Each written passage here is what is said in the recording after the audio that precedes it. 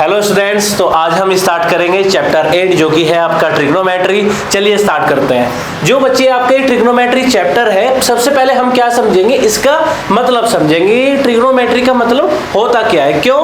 क्योंकि अभी तक आपने ट्रिग्नोमेट्री 1 नहीं सुना था 10th से पहले, और ये 10th में ही एक नया चैप्टर आता है ट्रिग्नोमेट्री। और ये समझो आप साथ के साथ कि ये जो आपका चैप्टर है ट्रिग्नोमेट्री, ये 11th और 12th के लिए भी इतना ही इंपॉर्टेंट है जितना कि बोर्ड के एग्जाम के लिए 10th के लिए इंपॉर्टेंट है। ठीक है, अभी हम क्या करेंगे, इसको 3 पार्ट में मैं आपको डिवाइड करके दिखाता हूं कि ट्राई मतलब क्या होता है। ट्राई मतलब होता है बच्चे 3, ट्राई मींस 3। अब ये जो गोन है, गोन का मतलब होता है बच्चे साइड, और ये जो मेट्री है इसका मतलब होता है बच्चे मेजरमेंट। तो दैट मींस कि 3 साइड मेजरमेंट, मतलब कि 3 साइड से जो भी काम, कंस्ट्रक्शन वर्क जो भी हम करेंगे, वो सारा का सारा क्या कहलाएगा, वो भी ट्रिग्नोमेट्री कहलाएगा। 1 बाय 1 समझते रहिए। अब आप एक चीज समझो कि 3 साइड से मिलके क्या बनता है। 3 साइड से मिलके ट्रायंगल फॉर्म होता है। ट्रायंगल कौन सा फॉर्म होता है, अब ये भी आपको पता होगा कि ट्रायंगल के 2 टाइप्स होते हैं, by side, by angle. By side 3 type के होते हैं और बाई साइड भी 3 टाइप के होते हैं। तो हम यहाँ पे कौन सा वाला ट्रायंगल पढ़ेंगे, यहाँ पे बच्चे हमें पढ़ना है आपका राइट एंगल ट्रायंगल। तो यहाँ से ध्यान रखिए, हमें जो ट्रायंगल पढ़ना है, पढ़ना क्या है, ट्रायंगल पढ़ना है। तो ट्रायंगल कौन सा वाला ट्रायंगल पढ़ना है, ट्रायंगल पढ़ना है इसमें right angle triangle, right angle triangle. Okay बच्चा, इसके बाद राइट एंगल ट्रायंगल। अब आपको पता है कि राइट एंगल ट्रायंगल को प्रूव करने के लिए हमारे पास एक थ्योरम होती है। उस थ्योरम का क्या नाम है, उस थ्योरम का नाम होता है बच्चे पाइथागोरस। तो इससे हमें पता चला कि हम इसमें क्या पढ़ेंगे, एक पाइथागोरस थ्योरम भी पढ़ेंगे।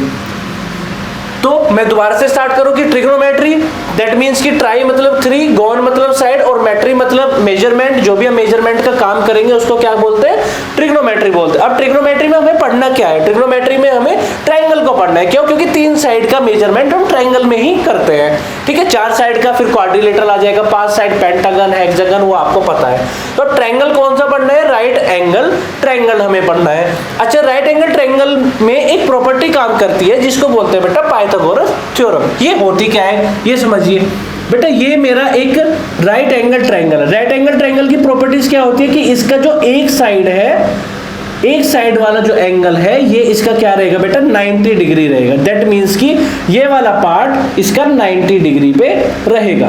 ठीक है, अगर ये वाला पार्ट इसका 90 डिग्री पे है, एक पार्ट इसका 90 डिग्री पे है, तो हम इसको कहेंगे ये आपका एक राइट एंगल ट्रायंगल है। अब इसमें क्या होता है बेटा, इसमें एक एंगल तो यहाँ पे फॉर्म होता है, एक एंगल यहाँ पे फॉर्म होता है। तो अगर मैं ये 90 डिग्री मानता हूं और मैं इसको मानता हूं कि ये मेरा बेस है और ये है मेरा परपेंडिकुलर, और बच्चे जो ये लॉन्गेस्ट साइड होती है इसको बोलते हैं हाइपोटेन्यूस, इसको बोलते हैं हाइपोटेन्यूस। ऑलराइट, तो बच्चे जो पाइथागोरस थ्योरम होती है वो क्या होती है, वो यहां से निकल के आती है। पाइथागोरस थ्योरम कहती है कि बेस का स्क्वायर प्लस परपेंडिकुलर का स्क्वायर इक्वल टू होता है हाइपोटेन्यूस के स्क्वायर के। तो इसको मैं इस तरह से फॉर्म में लिख सकता हूं कि AB का स्क्वायर प्लस BC का स्क्वायर और इज इक्वल टू AC का होल स्क्वायर। ये बात समझिए, ये बच्चे फिक्स है, ये फिक्स है। जैसे कि प्रूफिंग में ये फिक्स होते हैं। जैसे चैप्टर आपका 6 है, उसमें ट्रायंगल में आपने पढ़ा था कि राइट एंगल ट्रायंगल को कैसे प्रूव करते हैं। शायद क्लास 9th में भी ये वाला टॉपिक है आपका कि पाइथागोरस थ्योरम को हम कैसे प्रूव करते हैं। तो ये एक फिक्स है। इसको अगर मैं लैंग्वेज फॉर्म में लिखना चाहूँ तो मैं लिखूंगा बेस का स्क्वायर प्लस परपेंडिकुलर का स्क्वायर, परपेंडिकुलर का स्क्वायर और इज इक्वल टू में आपका हो जाएगा ये हाइपोटेन्यूस का स्क्वायर। बच्चे हाइपोटेन्यूस जो भी है बच्चे, ये आपकी लॉन्गेस्ट साइड होती है, हाइपोटेन्यूस का स्क्वायर। आप इन दोनों तरीके में से किसी भी तरीके का यूज कर सकते हैं। अच्छा, कुछ बच्चे ये कहते हैं कि सर अगर हम BC को पहले लिख दे और AB को बाद में लिख दे, तो आपको पता है ना बेटा, दोनों क्वांटिटी, बहुत ध्यान से देखो, दोनों क्वांटिटी आपकी क्या है, पॉजिटिव में है। आप इसको पहले लिखे या इसको पहले लिखे, ये कोई भी मैटर नहीं करता है, आप दोनों तरह से उसको लिख सकते हैं। तो हमने इतनी बात तो पढ़ ली कि ट्रिग्नोमेट्री में हमें ये सारे काम पढ़ने हैं। अब बच्चे जो गेम आता है, वो गेम आता है इसका, यहां देखिए बहुत ध्यान से, ये जो आपका ट्रायंगल है, right angle triangle, triangle BAC सी। ठीक है, इसमें बेटा ये तो होता है हमेशा फिक्स, इसको आपको नहीं चेक करना कभी भी, ये तो एक 90 डिग्री का फिक्स होगा। बच्चे इसको आप किसी भी तरह से बना सकते हो, आप इसको ऐसे भी फॉर्म कर सकते हो। शर्त ये होनी चाहिए कि ये एंगल आपका 90 डिग्री का होना चाहिए, एक साइड आपकी 90 डिग्री की होनी चाहिए। जैसे यहाँ पे ये वाली साइड 90 डिग्री है, सो ये आपका ए है, ये आपका बी है, ये आपका सी है। अब ये भी जरूरी नहीं है कि आप इनको ए बी सी ही मानेंगे, आप इनको P Q R X Y Z whatever do you want to prefer, आप कुछ भी इनको मान के लिख सकते हैं। आई थिंक ये बात सबको क्लियर होगी। अब बच्चे यहाँ पे देखो, जो गेम स्टार्ट होता है वो यहाँ से होता है। अब आपके पास में दो ट्रायंगल बचते हैं, ट्रायंगल में ये दो एंगल आपके बचते हैं, एंगल ए और एंगल सी। एंगल ए और एंगल सी पे क्वेश्चंस है, एंगल ए और एंगल सी को ही आपको समझना है कि ये एक्चुअल में वर्क करते कैसे हैं। देखिए यहाँ ध्यान से, जब आप एंगल ए की बारी करेंगे, जब आप एंगल ए को देखेंगे, 4 एंगल ए, अच्छा मैं इसको रफ कर रहा हूं, 4 एंगल ए, बहुत ध्यान से समझो बेटा। अगर आप ए एंगल की बात कर रहे हो तो इसके सामने कौन सी साइड है, इसके सामने कौन सी साइड है? देखो ये वाली तो इसके साइड में साइड है, ये वाली भी इसके साइड वाली ही साइड है, इसके सामने आपकी ये वाली साइड है। तो यहां से आपको एक चीज समझनी है कि एंगल के सामने वाली साइड हमेशा परपेंडिकुलर होगी, ऑलवेज हमेशा परपेंडिकुलर होगी, ये बात आपको ध्यान में रखनी है। एंगल के सामने वाली साइड हमेशा आपको परपेंडिकुलर होगी।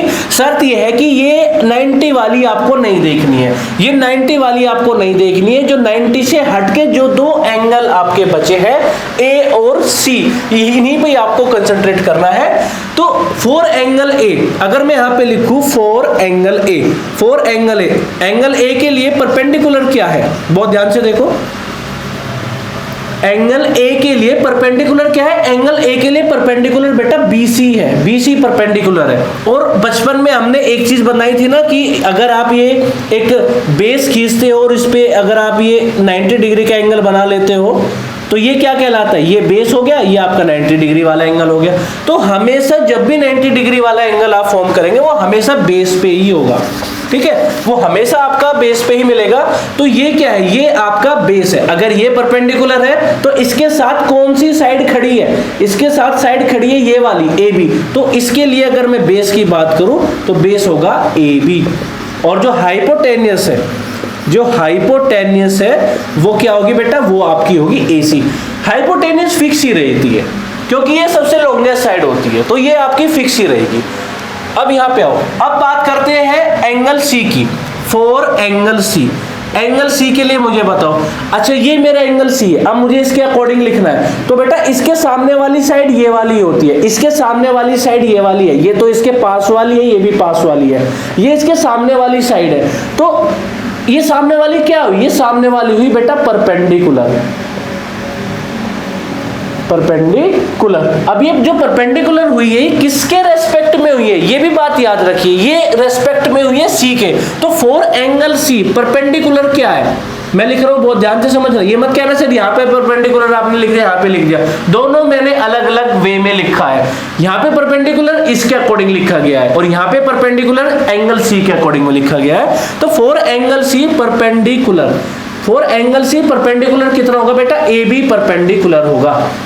अगर ये परपेंडिकुलर है तो ये कहां पे खड़ा है? ये तो पड़ी हुई लाइन है, सीधी लाइन का है, सीधी लाइन नीचे है। तो हम ये कहेंगे कि बेस क्या बन गया आपका? आपका बेस बन गया BC। आप BC कहो, CB कहो, कुछ भी आप कह सकते हो। आप CB भी कह सकते हो, आप BC भी कह सकते हो, बहुत आर द सेम, ठीक है। तो और हाइपोटेनियस क्या हो गई? हाइपोटेनियस तो यही सेम हो गई, हाइपोटेनियस तो यही वाली सेम हो गई जो है आपकी AC। ये आपका फिक्स है। तो आपको पता चला कि अगर आप एंगल A देख रहे हो या एंगल C देख रहे हो कि दोनों में क्या है कि हाइपोटेनियस फिक्स है और आपका जो 90 डिग्री है वो वाला एंगल आपका फिक्स है। इन दोनों में आपको काम करना है, एंगल A और एंगल C में, दैट्स इट। इतना आपको पढ़ना था। मैं एक बार रिवाइज करा रहा हूं फटाफट। Trigonometry 3 side measurement, 3 side measurement किस में होता है? ट्रायंगल में होता है। ट्रायंगल हमें कौन सा वाला पढ़ना है? हमें राइट एंगल ट्रायंगल पढ़ना है। राइट एंगल ट्रायंगल में कौन सी प्रॉपर्टी यूज होती है? पाइथागोरस प्रॉपर्टी यूज होती है। पाइथागोरस प्रॉपर्टी क्या कहती है? ये कहती है कि बेस का स्क्वायर प्लस परपेंडिकुलर का स्क्वायर इक्वल टू हाइपोटेनियस का स्क्वायर। ये बाय प्रूफिंग आया हुआ है, मैंने आपको प्रूफ नहीं कराया, डायरेक्ट मैंने यहाँ पे लिख दिया, आपको ऐसे ही याद करना है। इसको आप वर्ड से भी लिख सकते हो, जैसे नाम से हाइपोटेनस परपेंडिकुलर बेस। अब यहाँ पे आइए, अब इधर क्या बताया मैंने, इधर बताया कि एंगल के रेफरेंस से आप साइड को कैसे कैसे लिखेंगे कि भाई हाइपोटेनस बेस क्या होगा। अगर एंगल ए की मैं बात करता हूं, तो अगर मैंने एंगल ए की बात की तो एंगल ए के सामने वाला हमेशा परपेंडिकुलर होगा और जिसके साथ ये लाइन लगी हुई है ये आपकी बेस होगी। ये बात क्लियर हुई। हाइपोटेनस आपकी फिक्स है। जब मैं एंगल सी की बात करूंगा तो इसके सामने वाली ये वाली साइड आ गई, ये वाली आपकी क्या हो गई, परपेंडिकुलर हो गई। ये किसके साथ है, ये इसके साथ है, ये आपका बेस हो गया। करेक्ट, ये आपका हाइपोटेनस हो गया। ठीक है, अब बस इतना ही काम आपको नोट करना है। अब इसके बाद पढ़ेंगे हम कि एक्चुअल में जो ट्रिग्नोमेट्री है ये है क्या। अभी तक तो आपने प्रॉपर्टी पढ़ी है कि इसके अंदर हम कौन सी प्रॉपर्टी यूज करेंगे और कैसे कैसे हम ये प्रॉपर्टी यूज करने वाले हैं। मेन कहानी, मेन खेल अब स्टार्ट होता है आपका यहां से।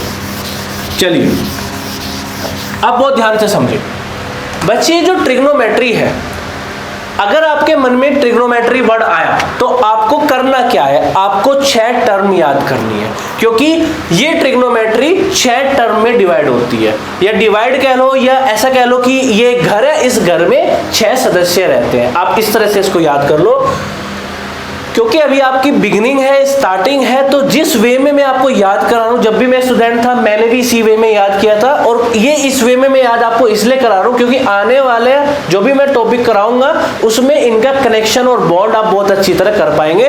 तो आपको इसी क्रम में याद करनी है। किताब में या बाकी जगह आपको ऊपर नीचे कर देंगे। अगर आप परफेक्ट हो चुके हो तो फिर तो आपके लिए कोई मायने नहीं रखता, आप ऊपर नीचे इनको अरेंज कर सकते हो आराम से। लेकिन अभी आपको क्या करना है, अभी आपको इसी पैटर्न में याद करना है। तो पहला, दूसरा, तीसरा, फोर्थ, फिफ्थ, सिक्स्थ। चलिए पहले नंबर पे आपको बेटा साइन याद करना है, साइन। फिर आपको याद करना है कोसाइन, फिर आपको याद करना है टेंजेंट। इसके बाद आपको बेटा याद करना है, इसमें को लगा दो, कोटेंजेंट। ठीक है, छोटी स्पेलिंग लिख लेते हैं, कोटेंजेंट। फिर आपको याद करना है सीकेंट, और उसके बाद आपको याद करना है कोसीकेंट। बेटा ये 6 की 6 आपकी ट्रिग्नोमेट्रिक टर्म होती है। ये 6 की 6 आप इसी पैटर्न में याद करेंगे ताकि मैं आपको टिप्स में याद करा सकूं। साइन, कॉस, टेन, कॉट, सेक, ठीक है, और कोसेक। चलिए अब बहुत ध्यान से देखो, साइन, कॉस, टेन, कॉट, सेक, कोसेक, डन। बेटा ये कभी भी खाली नहीं लिखे जाते। दैट मीन्स कि जो ये टर्म्स होती है, इन टर्म्स के साथ में हमेशा एक एंगल मिलेगा। हमेशा क्या मिलेगा, इनके साथ में एक एंगल मिलेगा। एंगल कुछ भी हो सकता है, थीटा, 90, 180, 360, जब आप 11th-12th में जाएंगे तो 720, 1025, मतलब कुछ भी इनके साथ आपका एंगल हो सकता है। तो इस बात को याद रखना है कि ये कभी भी अकेले नहीं लिखे जाते। अब आप इनको इस बड़ी टर्म में याद नहीं करना, इनकी शॉर्ट फॉर्म भी होती है जो कि कहलाएगी साइन थीटा। यहां पे एक मैंने वर्ड इंट्रोड्यूस कर रहा हूं, दैट कॉल्ड थीटा। ये थीटा क्या है, जैसे अल्फा, बीटा, गामा होता है, ऐसे ही एक नया टर्म है, एक नई लैंग्वेज का एक नया सिंबल है जो कि यहाँ पे एंगल को रिप्रेजेंट करता है। ये है थीटा। ठीक है, तो थीटा को आपको ऐसे ही बनाना है, ओ बनाओ और ओ के अंदर एक छोटा सा इस तरह का कुछ बना दो। तो ये होगा साइन थीटा, ये होगा आपका कॉस थीटा, और ये होगा आपका टेन थीटा, और ये होगा आपका कोट थीटा, ये आपका होगा बेटा सेक थीटा, और ये वाला आपका होगा कोसेक थीटा। अब यहां से हमें ये बात तो क्लियर समझ में आई कि ये साइन कोस के साथ में हमें क्या लगाना है, थीटा एंगल लगाना है। अब यहाँ पे एंगल ए आप लगा सकते हो, एंगल बी आप लगा सकते हो, एंगल सी, डी, जिस तरह की भी सिचुएशन या क्वेश्चन हमें देगा, जो भी हमें एंगल देगा कि ये एंगल प्रिफर है इसके लिए, तो वही आपको लगाना है। ठीक है, अदरवाइज आप थीटा लेके काम करेंगे। तो ये 6 की 6 टर्म आपको इसी पैटर्न में याद करनी है। अब इसकी कहानी कहाँ है, ये है ट्रिग्नोमेट्री की 6 टर्म, और ये टर्म, ये जितनी भी 6 टर्म है, ये इस पूरे ट्रायंगल में किस तरह से रहती है, है ना। आप भाई घर में जो भी मेंबर होते हैं वो रहते हैं ना कि भाई इसका बिहेवियर अच्छा है, इसका बिहेवियर अच्छा नहीं है, या इसको मम्मी ज्यादा पसंद है या इसको पापा ज्यादा पसंद है। तो इसी तरह से हमें यहाँ पे क्या करना है कि sine cos tan cot sec ये इस ट्रायंगल में कैसे रहते हैं, मतलब कि इनमें इनका रेशो क्या रहता है भाई, कौन परपेंडिकुलर अपॉन हाइपोटेनियस होगा, कौन हाइपोटेनियस अपॉन बेस होगा, कौन बेस अपॉन परपेंडिकुलर होगा, मतलब कि साइड का रेशो इसके अंदर किस तरह से रहता है वो अभी हमको सीखना है। ठीक है, बहुत अच्छी तरह हम सीखेंगे, बहुत ध्यान से देखते रहो। अब बेटा यहां पे देखिए,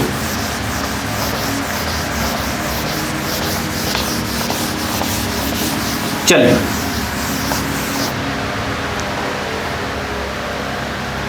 ये हो गया हमारा राइट एंगल ट्रायंगल, ये ए हो गया, ये आपका बी हो गया, ये आपका सी होगा। बेटा क्लास 10th के लिए मैं स्कूल में भी यही बात बताता हूं और यहां पे भी आपको बता रहा हूं कि हमेशा 90 डिग्री एंगल बी पे ही मानना, क्योंकि अभी आपकी लर्निंग फेस और बहुत सारे क्वेश्चन आपको एनसीईआरटी की बुक में भी ऐसे ही मिलेंगे कि right angle at B, right angle at B, तो लर्निंग फेस है तो आप इसको यहीं पे मानना। ठीक है, अब चलिए, अब मैं आपको ना एक निमोनिक्स कह लो या एक शॉर्ट ट्रिक कह लो या एक कुछ भी बनाया हुआ है जो बहुत सदियों से चला आ रहा है, PBP अपॉन HHB, ये याद रखिए आप, PBP अपॉन HHB। ठीक है, बच्चे इनको कुछ भी बोल देते हैं, इनके जो भी नाम रखे हुए हैं, लेकिन मैं ये कहता हूं कि आप PBP अपॉन HHB करके ही याद कीजिए, जो ज्यादा अच्छा रहेगा। यहाँ पे P for perpendicular, B for base, P for again perpendicular, H for hypotenuse, hypotenuse और बेस। अब देखो बेटा ध्यान से, ये पहले नंबर पे आता है, ये दूसरे पे आता है, ये तीसरे पे, आपको ऐसे ही गाड़ी चलानी है, ऐसे ही घूमना है, ये चौथे नंबर पे, ये पांचवें नंबर पे, ये और ये छठे नंबर पे, आपको इसी क्रम में ये याद करना है। ठीक है, तो इसका खेल क्या कहता है ये मैं आपको बता रहा हूं, PBP अपॉन HHB। देखो बेटा, पहले नंबर पे साइन आता है, दूसरे नंबर पे कॉस आता है, तीसरे नंबर पे टेन आता है। फिर आप ऐसे ही आएंगे, आपको नहीं रुकना अपना पेन, आपको लिखना है कॉट थीटा, इसके बाद सेक थीटा और फिर आपको लिखना है ये कोसेक थीटा। ठीक है, अगर मैं आपसे पूछता हूं कि भाई साइन थीटा का रेशो क्या होता है, साइन थीटा का रेशो क्या होता है, तो आप क्या बताएंगे, आप बताएंगे P/H होता है सर, P/H होता है। P4 क्या है, P4 है परपेंडिकुलर, P4 है परपेंडिकुलर, P4 है परपेंडिकुलर। और H4 क्या होता है बेटा, H4 है हाइपोटेन्यूस, H4 है हाइपोटेन्यूस। अगर बेटा मैं इसको थीटा मान लेता हूं, अगर मैं इसको थीटा मान लेता हूं तो इसके सामने वाला क्या हो गया, जो भी हम यहाँ एंगल मानेंगे इसके सामने वाला क्या हो गया, परपेंडिकुलर हो गया। तो परपेंडिकुलर क्या हो गया इसका, AB हो गया, और हाइपोटेन्यूस इसका क्या हो गया, AC हो गया। इस तरह से आपको ये याद करने हैं। आपने इसकी हेडिंग ये लिख सकते हो, ट्रिग्नोमेट्रिक रेशियो। चलिए इसकी हेडिंग में लिखवा देता हूं आपको, इसकी हेडिंग आपको अब लिखनी है ट्रिग्नोमेट्री रेशियो, ट्रिगोनोमेट्री रेशियो। आई बात समझ में, ये आपको हेडिंग डालनी है ट्रिग्नोमेट्री रेशियो, और उसके बाद आपको ये वाला काम करना है। तो साइन थीटा तो हमने लिख लिया, लेट सपोज अब हमें लिखना है कॉस थीटा।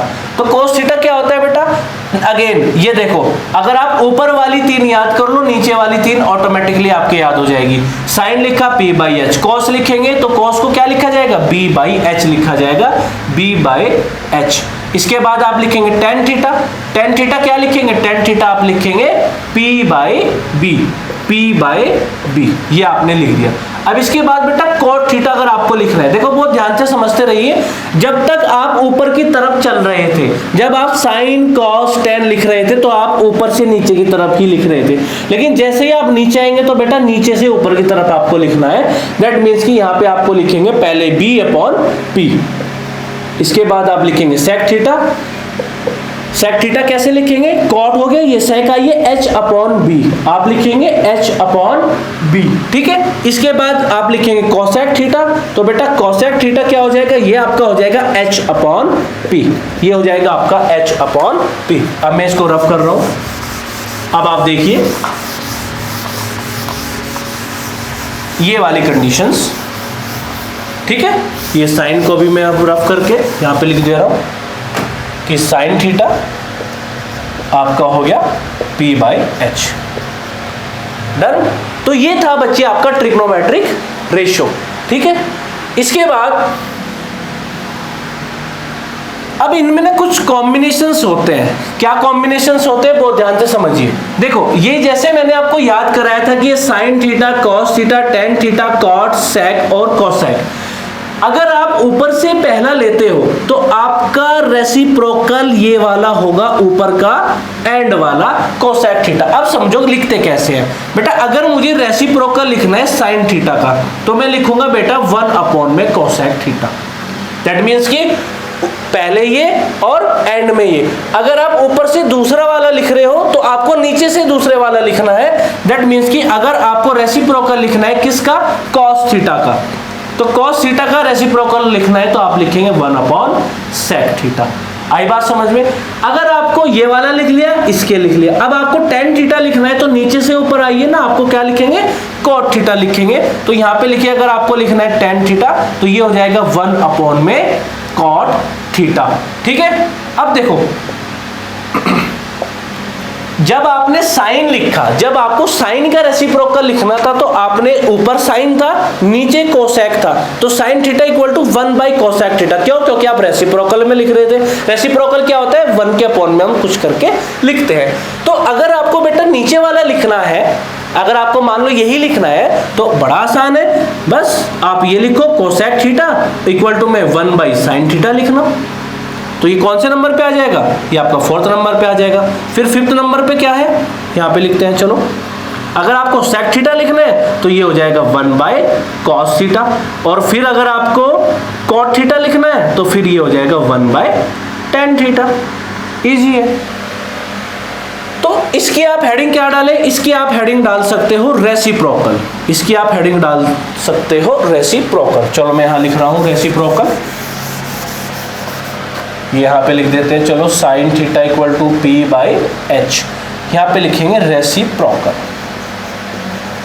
देखो एक एक टर्म को बहुत ध्यान से समझते रहिए बेटा। ये ट्रिग्नोमेट्रिक रेशियो था, ये रेसिप्रोकल था, ठीक है। और ये वो था जो अभी आपने पढ़ा। क्या पढ़ा, इसके सदस्य हैं ये 6 के 6 इसके क्या है, सदस्य है। चलिए अब मैं आपको आगे का खेल समझाता हूँ। ये बच्चे जो भी इंट्रोडक्शन पार्ट है ये बहुत ध्यान से, प्लीज बहुत ज्यादा ध्यान से समझते रहिए, क्योंकि ये आपको 11th और 12th में दोबारा कोई नहीं समझाने वाला।